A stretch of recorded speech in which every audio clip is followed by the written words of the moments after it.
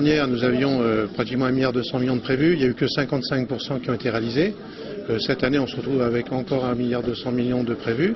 C'est qu'on ne retrouve pas le glissement qui n'a pas été réalisé l'année dernière.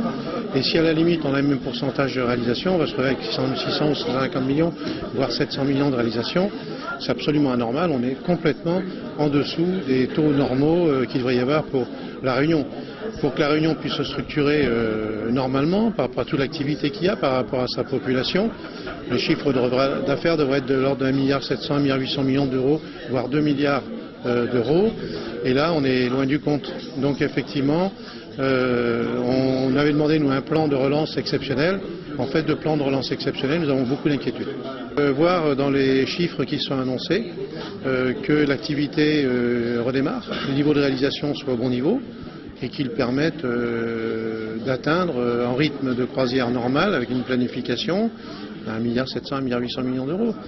Là, on est sur une base d'1,2 milliard d'euros, qui est largement insuffisante par rapport au tissu, par rapport à l'outil de construction dont la Réunion a besoin.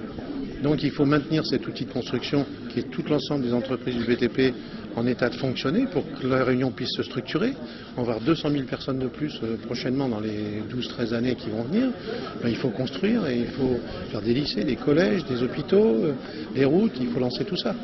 Le niveau de commande qui aujourd'hui est annoncé à 1,2 milliard est insuffisant, à la fois pour maintenir l'outil et à la fois pour répondre aux besoins structurants de la Réunion.